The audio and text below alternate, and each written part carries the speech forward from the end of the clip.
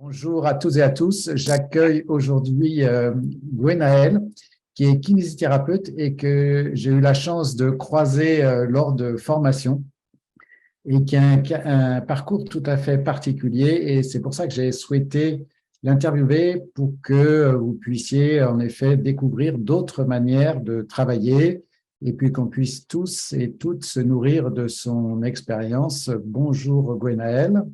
Bonjour Thierry. Alors, est-ce que tu peux nous retracer un petit peu ton historique professionnel? Depuis quand tu es kinésithérapeute? Qu'est-ce qui t'a motivé à être kinésithérapeute, tout d'abord? Ouais, en fait, j'ai rapidement souhaité travailler dans le soin dès le lycée. En fait, c'était voilà, une idée assez précoce. J'avais pas trop de doutes là-dessus. J'ai choisi la kiné parce que j'ai trouvé que c'était un métier actif, dynamique et pour en avoir fait aussi beaucoup pendant mon adolescence, enfin beaucoup de rééducation, j'ai trouvé que ça faisait partie des professions de la santé où on passait du temps avec les patients et Mhm. où il y avait vraiment une qualité, à la fois une qualité de soins, à la fois voilà, une prise en charge dans la santé qui m'intéressait et à la fois un rapport social et humain qui était vraiment riche parce qu'on voyait les gens sur du plus long terme et qu'on passait voilà, du temps avec eux. Et ça, je trouve que c'est vraiment une partie chouette de notre travail. D'accord. Et tu es diplômé depuis quelle année? Et je suis diplômée depuis 2010. Et D'accord. par la suite, donc j'ai fait comme beaucoup, j'ai commencé par faire pas mal de remplacements au début pour pouvoir me faire un peu une Mhm. idée de comment on pouvait travailler dans les différents cabinets, qu'est-ce qu'il y avait comme, voilà, comme façon de fonctionner. Et puis au bout de 3 ans, je me suis installée en tant que collaboratrice. Et puis pendant ces années-là, j'ai continué à me former. Notamment avec kiné formation. J'ai fait une année en thérapie manuelle du sport. J'avais commencé par ça. Et en fait, ça a été une vraie porte d'entrée pour la naturopathie parce que on a eu la chance, du coup, grâce à tes cours, d'apprendre aussi des connaissances un petit peu de nutrition, un petit peu de phyto, des petites choses que tu venais intégrer comme ça dans les cours qui m'ont vraiment, moi, super intéressée. Et ça a été vraiment une porte d'entrée qui m'a fait comprendre que moi, j'avais envie de travailler de cette façon-là, de faire du préventif, d'apprendre davantage sur la nutrition parce que en école de kiné, malheureusement, on n'avait vraiment aucune notion là-dessus. Et ça a été, voilà, ça a été un peu le facteur déclenchant pour me donner envie d'intégrer des études, enfin de démarrer des études de naturopathie. D'accord. Donc, comme à peu près tout le monde, tu as commencé, je pense, par une pratique assez classique dans le métier. Aujourd'hui, comment tu travailles dans ton cabinet? Quelles activités tu proposes? Quels soins tu pratiques, etc. Alors aujourd'hui, j'arrive, alors après quelques années de formation, de travail, d'investissement aussi en termes de communication, de réseaux sociaux. J'ai créé un site internet. Voilà, il y a eu pas mal de démarches que j'ai faites pour arriver aujourd'hui à un équilibre que je trouve vraiment super. J'ai rejoint une de mes collègues, Solène, là, à Rennes, où je suis installée maintenant. Et en fait, dans notre cabinet, on a un accès hors nomenclature, avec un accès extérieur avec un vestiaire qui amène à une salle de gym. Et on a un accès kiné, voilà, séparé avec une autre porte. Et donc, on partage notre temps entre des séances de rééducation classiques et des cours collectifs. Mhm. Notamment, Solène, ma collègue, est prof de yoga et de pilates. Et moi, j'ai fait aussi des formations pas mal autour de la femme enceinte, de la périnatalité. Donc, je donne des cours collectifs pour les femmes enceintes, Mhm. pour les aider à, voilà, à préparer les accouchements et à se sentir bien pendant la grossesse. Et j'ai aussi développé un cours de gym douce pour les gens qui ont des antécédents, qui se sentent pas forcément d'aller dans des salles de sport, qui ont besoin d'être encadrés par des kinés ou en tout cas des gens qui ont vraiment une connaissance de la pathologie qui peuvent adapter les exercices et voilà, avoir cette connaissance-là de la santé, ça les rassure beaucoup pour reprendre une activité physique. Et voilà, donc on développe tous ces cours collectifs. Moi, je propose également des consultations en naturopathie et les gens viennent me consulter pour plein de raisons différentes, que ce soit du conseil en nutrition, de la fatigue, du suivi de femmes enceintes, des pathologies spécifiques, enfin vraiment pour voilà, toutes plein de raisons différentes.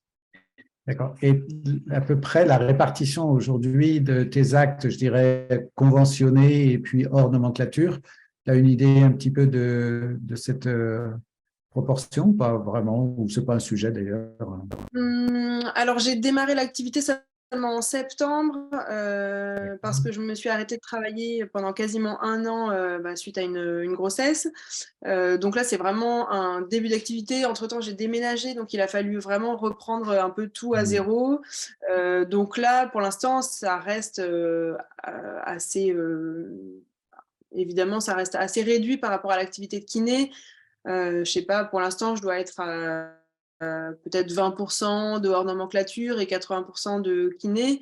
Mais encore une fois, voilà, ça reste quelque chose que j'ai démarré en septembre. Donc, voilà, petit à petit, j'essaye de développer des outils de communication et de pouvoir aller un peu plus vers une répartition plutôt 60-40, on va dire, en fonction de voilà, ce qu'on arrivera à faire. D'accord.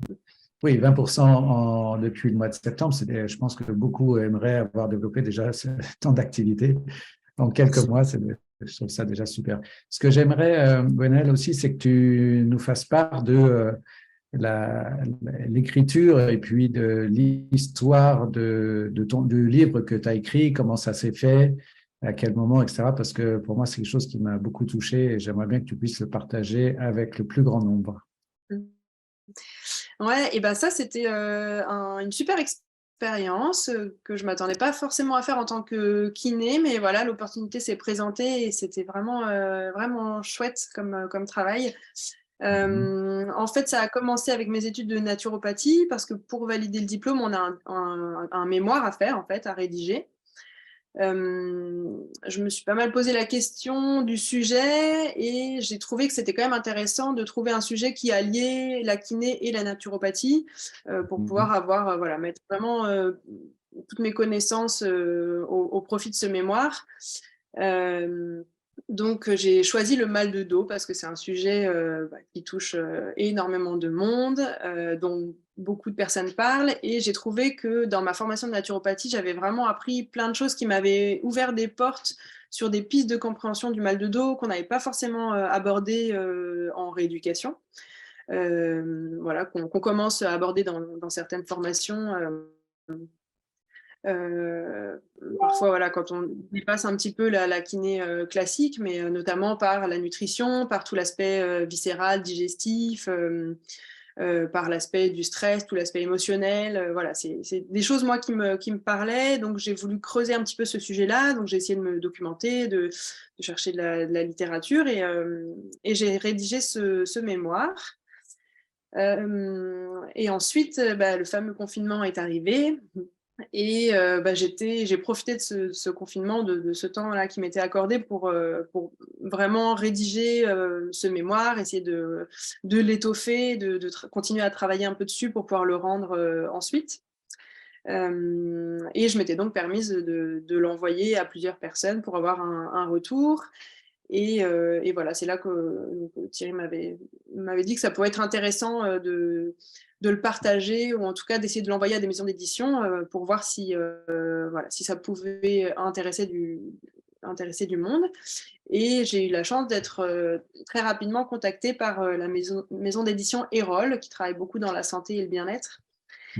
Et donc, j'ai eu 1 an d'échange avec eux pour pouvoir illustrer ce livre, le retravailler un petit peu, parce que ça restait un mémoire très scolaire, donc on l'a retravaillé vraiment à visée du grand public pour que tout le monde puisse le lire facilement et apprendre toutes ces notions que j'avais envie de partager.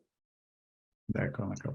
Oui, en effet, quand tu l'avais écrit, tu m'as demandé de le lire pour avoir un petit peu mon avis si c'était nécessaire. Et j'avoue que j'avais été assez impressionné quand même par la qualité du contenu. Et en effet, je me dis, il faut absolument publier. Apparemment, on ne s'est pas beaucoup trompé, ça a bien fonctionné. Ouais. Je pense que c'est un livre qui peut donner quand même aussi des pistes de travail pour les collègues kinésithérapeutes, ostéopathes. Et puis évidemment, c'est un excellent livre pour les patients parce que dans les lombalgies, on a tous des limites et c'est des pistes quand même qui sont vraiment pertinentes. Et vraiment, j'invite ceux qui pourront regarder cette vidéo à pouvoir l'acheter et le lire. Je veux bien que tu nous montres la première de ton livre. De toute façon, un Voilà. petit peu. Voilà, super. Et donc, le titre, dis-nous, parce qu'on ne le lit pas bien d'ici. Alors, ça s'appelle Votre dos vous remerciera Oui, et c'est voilà. aux éditions Erol et il est sorti en septembre 2021. Voilà. D'accord. Donc, on le remettra de toute façon dans la vidéo, et puis on remettra aussi le lien pour les personnes qui souhaiteraient l'obtenir. Voilà, ben écoute, merci beaucoup pour cet échange, Gwenaël. Et puis, si tu as d'autres nouveautés dans tes activités, etc., n'hésite pas à revenir vers nous.